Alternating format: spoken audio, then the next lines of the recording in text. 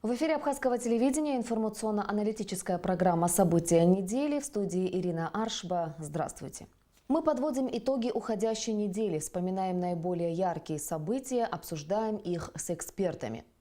По инициативе политической партии АПСН в Сухуми прошли очередные политические консультации с участием руководителей различных политических партий и общественных организаций по вопросам реформирования Конституции Республики Абхазия. В консультациях приняли участие руководители партии АПСН, Единая Абхазия, Амцахара Айнар, Коммунистическая партия и ряда общественных организаций страны. Инициаторы идеи консультаций между политическими партиями считают необходимым подвергнуть изменениям и закон о парламентских выборах. Было высказано мнение, что количество народных избранников не должно превышать 35 человек. Представители ПП АПСН также считают, что выборы в Народное собрание парламент Республики Абхазия должны проходить по партийным спискам. Представители партий подготовили идеи, концепции и стратегии конституционных изменений. Среди прочего обсуждался вопрос о порядке представления кандидатуры на должность премьер-министра. Представители политических партий и общественных организаций республики считают, чтобы осуществить предложенные конституционные реформы, необходимо выработать определенный механизм. Об этом, в частности, на пресс-конференции в Арс Мира говорили лидеры политических партий АПСН и Единая Абхазия Ахра Аристава и Сергей Шамба.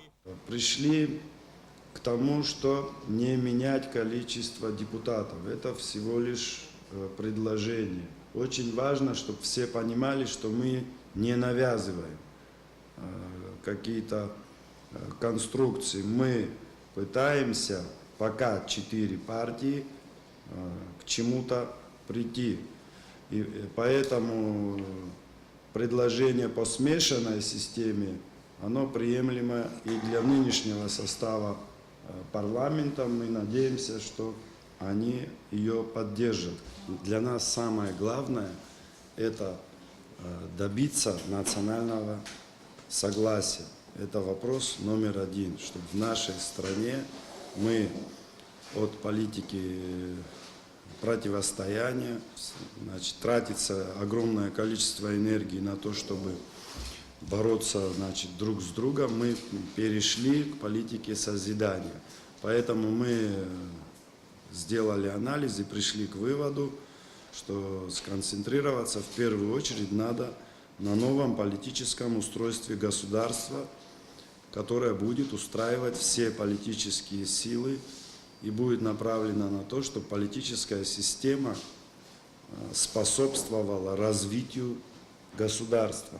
Все наши проблемы, как я считаю, они заключаются в том, что мы, вот, отойдя от одной системы политической, которая на протяжении 70 лет была у нас, да, вот, и перешли к демократической форме правления и создали институты необходимые, разделение властей вот, на 3 ветви, но пока еще не наполнили реальным содержанием вот эту вот новую модель, к которой мы перешли, потому что нет реального контроля над исполнительной властью со стороны парламента и со стороны судебной ветви власти. По крайней мере, слушания провести в правовом комитете, то есть, чтобы этот процесс не останавливался. Мы хотим создать ситуацию неотвратимости этих реформ. Это важно, и ваша поддержка важна, и общество поддержка тоже важна, чтобы не было больше ситуаций, когда реформы можно отложить по каким-то объективным или субъективным причинам, чтобы мы это больше не откладывали. 8 июля в Сухуми было совершено разбойное нападение на один из магазинов, расположенных на набережной столицы. Беспокойство общественности вызвал тот факт, что преступление было совершено среди бела дня и в отношении репатриантов из Турции. Преступники, угрожая огнестрельным оружием, требовали у продавцов и хозяина магазина денежные средства. Получив отказ, они нанесли телесные повреждения владельцу магазина и его другу, находившемуся в тот момент рядом. Затем злоумышленники скрылись с места происшествия. Буквально в тот же день были установлены установлены лица, причастные к вооруженному нападению в магазине номер 65 на набережной Махаджиров. 1 человек был задержан. По факту вооруженного нападения в магазине «Через» возбуждено уголовное дело по статье «Разбой», совершенный группой лиц по предварительному сговору с применением оружия или предметов, используемых в качестве оружия. Приняты меры по установлению местонахождения и задержанию остальных участников преступления. По данному факту создана оперативно-следственная группа. Туда вошли сотрудники Генеральной прокуратуры, сотрудники Следственного управления, а также сотрудники со следственной части УВД города Сухум, а также оперативные сотрудники УВД города Сухум и оперативные сотрудники Управления уголовного розыска республики. На сегодняшний день проводится комплекс оперативно-розыскных мероприятий по задержанию и установлению данных лиц. В настоящее время задержано 1 лицо, которое непосредственно принимало участие. У задержанного изъято огнестрельное оружие, пистолет Макарова. День Победы и независимости. Так впредь будет называться главный государственный праздник Республики Абхазия, который ежегодно отмечают в стране 30 сентября. Решение об этом приняли депутаты Народного собрания Абхазии на очередном заседании сессии парламента, состоявшемся в четверг, 12 июля. Как подчеркнул председатель Комитета по обороне и национальной безопасности Илья Гуния, главный государственный праздник наконец-то получил название, в полной мере отражающее его историческую и политическую суть. Праздник наконец-то получит название и в полной мере отражающий его историческую и политическую суть. Это День Победы и независимости. Как известно, в отличие от многих постсоветских государств, независимость не пришла к нам просто по факту развала СССР. За нее пришлось сражаться в тяжелой войне и положить на это сотни жизней представителей многонационального народа Абхазии и добровольцев. Один из активных сторонников переименования главного праздника Республики Абхазия, вице-спикер парламента Саид Харази, выступая на сессии, отметил, что проект закона рассматривался ветеранами Отечественной войны народа Абхазии. По его убеждению, увековечение 30 сентября как Дня Победы – правильное решение. Как и в былые времена, свободолюбивый абхазский народ, братские народы Северного Кавказа и юга России стали на защиту нашей Родины. Сыны и дочери Абхазии сплотились вокруг Владислава Григорьевича Артемьева, народного лидера и основоположника первого независимого нашего государства. В неравной борьбе с противником, превосходившим нас в живой силе и технике, наша армия одержала сокрушительную победу и освободила Абхазию. Благочестивые полководцы древности говорили: не в силе Бога, а в правде. Народ Абхазии одержал победу, ибо мужественно стоял за правду и истину. Каждый абхаз знает, что нашу землю Апсны Всевышний даровал нашим предкам. Пусть знает весь мир, все народы помнят. Во все времена невозможно человеку отобрать то, что даровал Господь. Апсынпыла, апсуэтыло. Проект закона сегодня рассматривают и принимают герои Отечественной войны и их потомки, дети ветеранов. Наш общий долг – увековечить эту великую дату не только на бумаге, но и на скрижалях сердца. В назидание потомкам и всем будущим поколениям, чтобы помнили, чтили этот долгожданный день. День нового исчисления истории свободного и независимого государства Абхазии. Одним из главных вопросов повестки дня было рассмотрение законопроектов о патентной системе налогообложения и о системе налогообложения в виде специального налога на отдельные виды деятельности. Представляя проекты, председатель парламентского комитета по бюджету, кредитным организациям, налогам и финансам Наталья Смыр разъяснила, что документами вводится патентная система налогообложения и вычленяется несколько видов деятельности из спецналога. В данные законопроекты также внесены новые коэффициенты налогообложения. Речь шла о налогообложении, о разном режиме налогообложения. То есть патентная система – это самозанятый, второй этап – это у нас спецналог, и третий – это общий режим налогообложения. Коллегам были розданы предложение группы депутатов, где они высказали свою точку зрения, отобразили свое видение ситуации, но у нас разнятся виды по видению ситуации по ставкам. Почти все депутаты в целом высказались за принятие законов, но были и те, кто выступил против таких налоговых ставок, потребовав их снижения. Уже после заседания сессии парламента свое мнение по поводу предложенных ставок налогообложения в интервью нашей программе высказали некоторые депутаты. Речь шла именно о ставках, и что касается самого законопроекта и патента, то по этому поводу мы не имеем никаких нареканий. Действительно была проведена большая кропотливая работа председателем этого комитета Натальей Викторовной Смыр. Значит, единственное, в чем не было понимания, это что касается именно ставок. Почему мы против всех этих ставок? Потому что как-то и без этого тяжелая жизнь наших мелких предпринимателей, малого бизнеса, значит, вместо того, чтобы как-то улучшить, значит, или создать им какие-либо условия для того, чтобы как-то им было полегче в этом плане, да, мы берем, поднимаем ставки им. Спецналог у нас существует давно, а патентную систему мы вводим, предложило нам правительство ввести новую систему, эту патентную. То есть она будет касаться тех наших граждан, которые занимаются мелкой предпринимательской деятельностью. Ну, например, перевозка людей в маршрутных такси, продажа там какой-то там, например, игрушек на пляже, там, например, да. То есть конкретно к индивидуальному лицу будет применяться патент. Спор возник не о самом законопроекте, а о ставках этого законопроекта. Сегодня ставки по спецналогу, они определены. Вот, поэтому мы говорили, что они не должны были вырасти с переходом на патентную систему. Вот это самая главная была наша проблема. Вот, я думаю, что мы доработаем это и в конечном итоге примем, потому что этот законопроект, этот патент касается именно вот таких вот мелкой розницы. Вы понимаете, в любом случае наши налоговые службы, они получат дополнительный доход.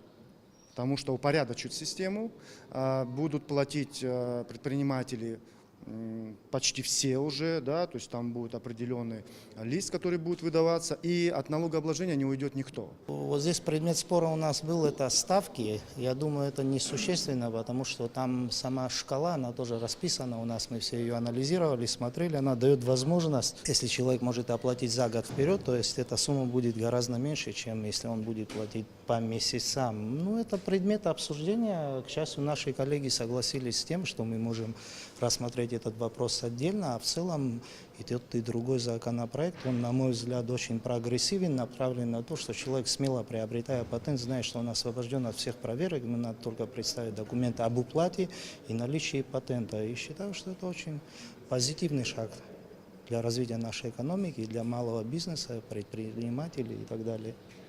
Преступления против половой неприкосновенности и половой свободы личности в отношении несовершеннолетних будут переведены из средней тяжести в тяжкие и особо тяжкие. Депутаты парламента приняли соответствующие поправки в Уголовный кодекс республики. Принятие этого проекта закона установит равновесие между тяжестью преступления и мерами ответственности для лиц, совершивших подобного рода преступления, сказал депутат Валерий Агарба, представляя проект закона. По его мнению, ужесточение наказания за преступления в отношении несовершеннолетних будет способствовать сокращению случаев их совершения.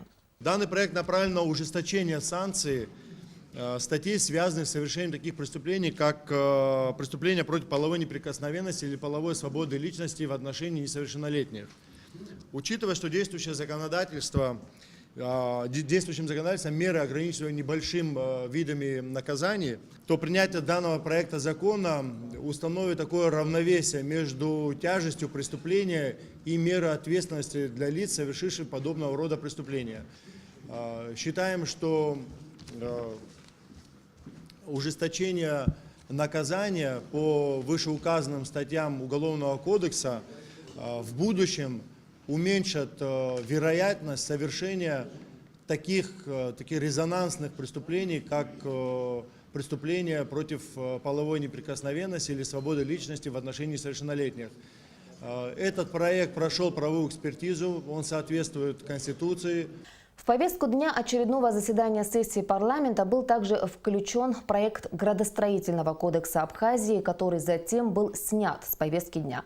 Почему обсуждение такого необходимого для нашей страны документа было отложено и как скоро в Абхазии появится градостроительный кодекс, в интервью нашей программе рассказал депутат Александр Цышба. Александр Владимирович, на последнем заседании сессии парламента должны были рассмотреть градостроительный кодекс страны, но вопрос был снят с повестки дня. Почему? Ну, прежде всего, причина снятия с повестки дня была связана с тем, что буквально перед сессией мы, значит, провели заседание комитета, где были приглашены в основном все специалисты в этой области. Это Союз архитекторов Абхазии и также представители госуправления по архитектуре и строительству. Были предложены несколько замечаний, предложений и так далее. Поэтому в связи с этим, что мы увидели в этом необходимость этих предложений, изменений, поэтому мы решили отложить, доработать, потому что в настоящее время готовится к принятию, значит, это основной закон, который будет осуществлять, значит, градостроительную и строительную политику в Абхазии. Этот документ должен быть правильно сформирован, структуризирован и уже как бы выйти в таком готовом виде, в котором сегодня есть необходимость в принятии этого закона. Поэтому мы считаем, что его нужно еще более детально доработать, и уже на следующей сессии, надеюсь, что мы его уже примем в третьем чтении. Градостроительный кодекс, о котором идет речь, должны были принять депутаты еще прошлого созыва. Но он был принят только в первом и во втором чтениях, но дальше закон так и не прошел. В чем причина?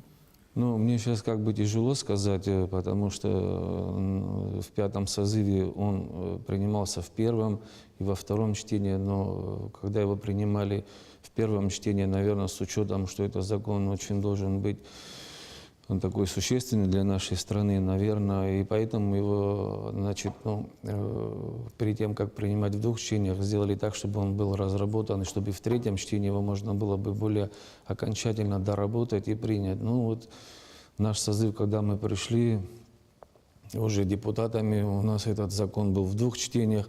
Естественно, мы его решили дальше продолжить, доработать, потому что считаем, что он очень необходим для нашей республики. А как давно вы работаете над этим законопроектом в комитете? Ну, мы, честно говоря, работаем около 7-8 месяцев над этим законом. С чем тоже такая необходимость возникла, тоже его продолжать, потому что вы сами видите, насколько у нас облик наших городов меняется в плане того, что где-то происходит очень хаотичные застройки, не соблюдается общая планировка города, территориального зонирования.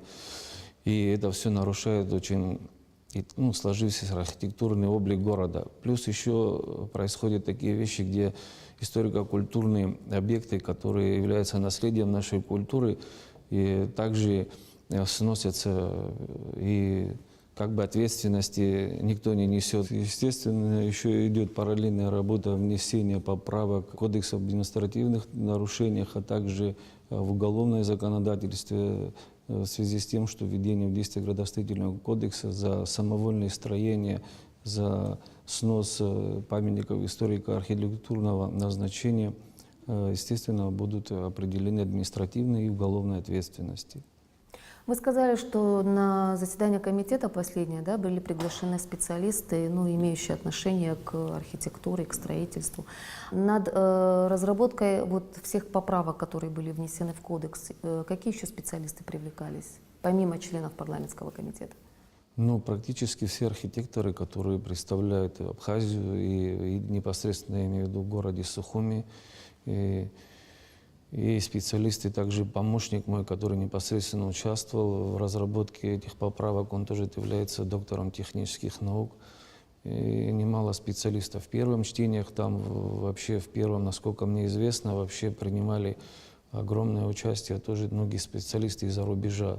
В главном строительном документе страны, как я понимаю, должны быть прописаны четко все правила городской застройки, и, кроме того, должен быть определен архитектурный стиль города. Если у нас нет на сегодняшний день такого документа, то кто определяет, что, где и как строить? Мы руководствуемся документами, которые были в советское время, естественно, и СНИПами руководствуемся, потому что до введения наших еще было подписано Владиславом Григорьевичем, который гласит, что до введения абхазских норм, значит, руководствоваться СНИПами и нормами, действующими в Советском Союзе. Но сегодня, так как есть у нас земельное законодательство Республики Абхазия, а также нормативные документы, которые определяют административно-территориальных единицах, естественно, за облик города и архитектуру определяются, значит, в районах это архитекторы городов и районов. Градостроительный кодекс – это законодательный документ, который будет определять, устанавливать основные нормы и правила регулирования градостроительной деятельности. Закон будет определять, значит, требования и осуществлять территориальное планирование, градостроительное зонирование, а также архитектурно-планировочное проектирование. Кроме этого, значит, этот документ он еще будет действовать на строительную часть, то есть реконструкция, капитальный ремонт зданий и сооружений. Что ждет те объекты, которые после принятия градостроительного кодекса, если они построены с нарушением там, закона или не соответствуют архитектурному стилю, допустим, да, утвержденному, вновь утвержденному, что ждет эти объекты? Очень много у нас зданий, сооружений, где построены на землях общего пользования, в парках, сферах, где категорически земельное законодательство запрещает строительство подобных объектов, где фактически отсутствуют все нормы строительные. Естественно, принятие этого закона позволит очень четко регулировать данные взаимоотношения, также с органами государственного управления и с физическими и юридическими лицами. Значит, вы выносите уже законопроект на следующее заседание сессии, то есть до того, как парламент уйдет в отпуск, вы планируете, что этот кодекс будет рассмотрен? Мы хотим провести еще несколько заседаний комитетов, еще раз рассмотреть предложения. Как говорится, документ чуть должен отлежаться, потом его еще раз должны проверить. И надеемся, что перед тем, как мы уйдем в отпуск, мы уже его примем. Ну, как получится, сейчас тяжело сказать, но во всяком случае работа над этим идет. С 1 августа депутаты парламента уходят в очередной отпуск, который продлится до 6 сентября. Решение об этом было принято на этом же заседании сессии. За отпуск проголосовали 24 депутата. 4 голоса было подано против, 1 воздержался.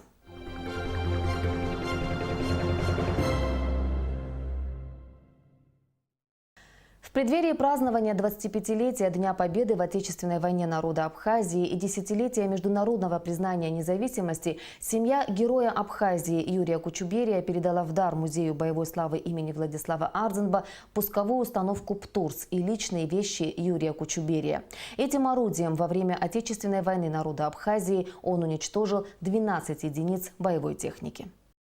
В эти июльские дни вся страна вспоминает жаркое лето 1993 года, когда в результате тщательно продуманной операции абхазской армии удалось закрепиться на господствующих высотах вокруг столицы Абхазии Сухума. В ходе боев погибли 57 бойцов абхазской армии, 153 получили ранения. Герой Абхазии Юрий Кучуберия был среди бойцов Восточного фронта, объединившихся с десантниками, которые высадились в Тамыше.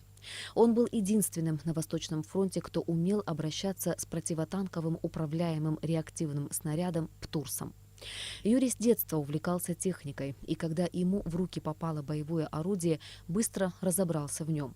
Он был отличным стрелком, за все время ни разу не выстрелил мимо цели. Дорожил снарядами, которые всегда было сложно доставать, их всегда не хватало, вспоминают его боевые друзья. Когда мы прилетели на Восточный фронт в город Кварчал, территория, значит, как бы в кольце все, да, и сложная была ситуация. И Юрин приход с Птурсом, да, вот то, что мы оказались в родном селе, значит, это как бы поддержало сельчан, бойцов, именно рекинцев и вообще, значит, прилегающие, которые, значит, территории, там, Бедия, Река и так далее, как бы этим были рады, да. Когда, значит, как бы втайне оповестили, что должен высадиться десант на территории, значит, Тамыша, Ну и, естественно, Юра, как один, значит, из руководителей батальона, начальника штаба, он оказался, значит, в курсе первым, да, ну, после командира батальона, как бы они вместе это, да. Вот. И он не участвовал, значит, в этой операции, там, по встрече десанта, и этой операции он просто не мог. Единственный сын – опора и надежда матери. Для семьи это невосполнимая потеря. Много лет Ламара Кучуберия бережно хранила память о самом дорогом человеке. И в какой-то момент решила передать драгоценные реликвии в музей, справедливо посчитав, что первый противотанковый управляемый снаряд Восточного фронта, а также форма и звезда ее сына-героя должны храниться в музее. Музей – это архив, это сохранность. И я бы дома не смогла бы там как где-то уберечь. И еще же люди же, чтобы знали, что это был первый турс в Абхазии во время войны, занесен сюда. Они взяли этот турс с мой сын и Кишмария Беслан. Мушный-Хварцкий передал это им. И они привезли на Восточный фронт. Я бы очень хотела, чтобы здесь остался этот турс. И имя будет, конечно, вечно. Дай Бог, чтобы всем тем, кто погиб, сохранили имена в будущем, будущее поколение, чтобы не забыло, что это значило для Абхазии и что эта победа принесла сколько жертв. В Музее боевой славы имени Владислава Ардзенба бережно относятся к боевым реликвиям. К 30 сентября здесь будет организован специальный зал, где все они будут выставлены. Очень больно, но и в то же время очень мы рады тому, что к нам приходят вот с такими намерениями передать реликвии своих детей, своих близких, родных в наш музей. И, пользуясь вот этим случаем, я хотела бы обратиться вновь к нашему народу, чтобы, если еще что-то у кого-то есть, чтобы нам приносили, тем более в этот юбилейный год. И еще тем более, что мы занимаемся сейчас реорганизацией, и мы бы хотели получить в ближайшее время, чтобы их положить в достойное место. В этом году Абхазия отмечает 25-летие со Дня Победы в Отечественной войне и десятилетие международного признания. Чем ближе юбилейные даты, тем чаще мы вспоминаем тех, благодаря мужеству и героизму которых имеем возможность праздновать эти события. Последний бой Юрий Кучуберия принял возле поста ГАИ в Тамыше. Он нацелился на танк, но выстрелить не успел. Его расстрелял танковый пулемет. Юрий уничтожил 12 единиц тяжелой вражеской техники, в числе которых танк, БМП-2, МТЛБ, пушки, установка «Алазань» и даже вражеский штаб. Юрию Кучуберия было всего 30. У него было много планов, а главное – огромное желание жить в свободной и независимой стране. И ради этого он отдал самое дорогое – свою жизнь. Курортный сезон в самом разгаре, и в летний период железнодорожный транспорт особенно востребован. О работе Сухумского железнодорожного вокзала, о летних маршрутах и об общем состоянии железнодорожного полотна Абхазии в репортаже Алики Трапш. Уважаемые пассажиры, пассажирский поезд номер 306 с сообщением Сухум-Москва находится на первом пути. Сухумский железнодорожный вокзал был открыт в далеком 1951 году. Здание вокзала во время Отечественной войны народа Абхазии сильно пострадало и нуждается в капитальном ремонте. Но даже в таком состоянии вокзал продолжает работать, встречать и провожать жителей и гостей столицы. С 2004 года возобновлено полноценное движение поездов, и с тех пор с каждым годом пассажиропоток увеличивается. На сегодняшний день в Абхазию с одним составом прибывает 18-20 вагонов. На сегодняшний день 2 поезда у нас ежедневно курсируют. Значит, это Москва-Сухум, Санкт-Петербург-Сухум. Также дополнительный поезд Москва-Сухум. Сегодня ходит через день. Через день, а с 13 числа добавится еще один поезд Самара-Сухум, и который будут чередовать с дополнительным московским поездом. В прошлом году мы перевезли около 320 тысяч человек, пассажиров, А на сегодняшний день, с началом летнего курортного сезона, где-то около 1000 человек, можно сказать так, ежедневно. Еще в прошлом году помимо поездов ходили и электрички, к примеру, Адлер-Гагра. Но пригородное сообщение оказалось нерентабельным из-за того, что пассажиропоток шел на спад. Тогда Северокавказская пригородная пассажирская компания приостановила движение электричек по маршруту Адлер-Гагра. Что касается самого железнодорожного полотна, то оно в удовлетворительном состоянии, говорят специалисты. У нас взаимодействие с Северокавказской железной дорогой. Перед летним курортным сезоном к нам по нашей заявке нам прислали путеизмеритель, который проехался до станции Ачимчир, и по ленте выявлено все недостатки, замечания, были устранены, значит, это от границы до Сухума. На сегодняшний день не останавливается работа, работа проводится ежедневно по улучшению путевого хозяйства. Руководство Абхазской железной дороги в силу своих возможностей старается территорию вокзала содержать в чистоте. Каждую неделю моют стены и колонны вокзала, лестничную площадку, стригут газоны. Помимо этого ведутся работы по очистке платформы ГУМа и по окраске железнодорожных эстакад. Алика Трапш, Михаил Братухин, Абхазское телевидение. В российском посольстве прошло традиционное награждение семей, которые прошли рубеж более 25 лет совместной жизни медалями за любовь и верность. Награды вручал чрезвычайный и полномочный посол России в Абхазии Алексей Двинянин.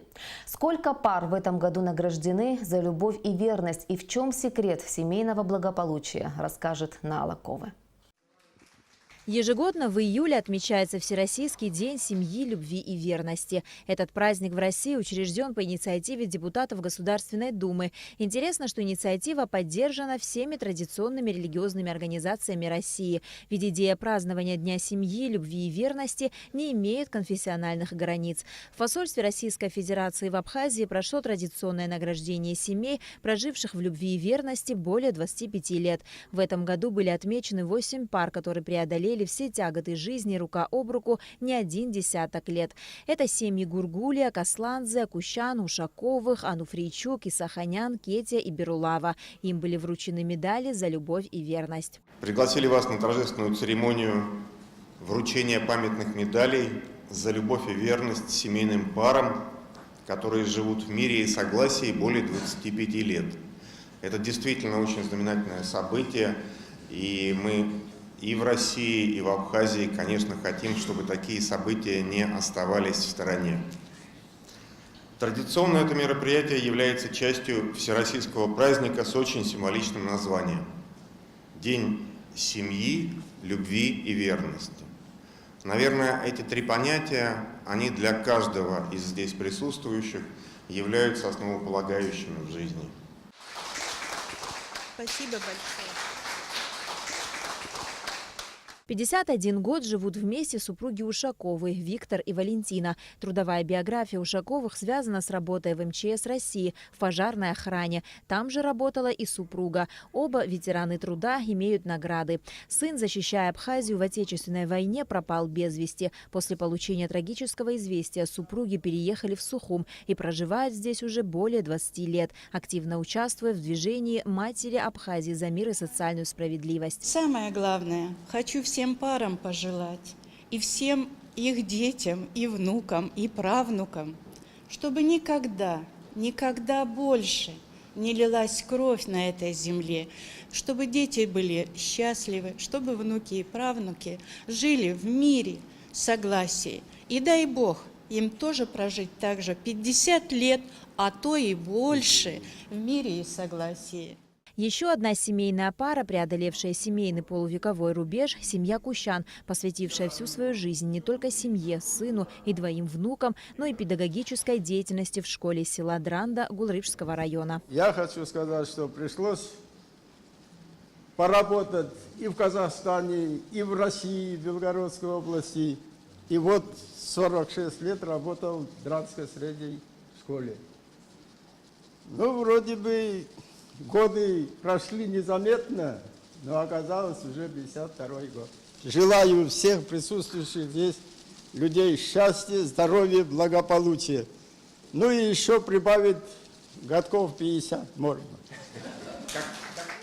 На вопрос о том, в чем же секрет долгой и счастливой семейной жизни, все пары отвечают как один. Любите и цените друг друга, и не забывайте слушать, а самое главное – слышать друг друга и, конечно же, уступать. Наала Ковя, Алексей Гухава, Абхазское телевидение. О подготовке к празднованию Дня флага Республики Абхазия, отмечаемому 23 июля, шла речь на совещании, которое провел первый вице-премьер Даур Аршба. Начальник управления культуры администрации города Сухум Наала Хашик представила проект плана праздника в столице. Так, основные мероприятия намечено провести на площади имени Сергея Багапш, где завершится торжественное шествие колонн и установят флаг Абхазии. При этом территория площади будет разделена на 5 рекреационных зон: концертная площадка, выставка из фондов музеев Абхазии, ярмарка, фотовыставка и выставка детских рисунков. Кроме того, на площади будет организован телемост из России, Турции, Иордании и Сирии. В этот же день, 23 июля, в Черкесске пройдет День культуры народа Абаза. Праздник завершится концертом и праздничным салютом.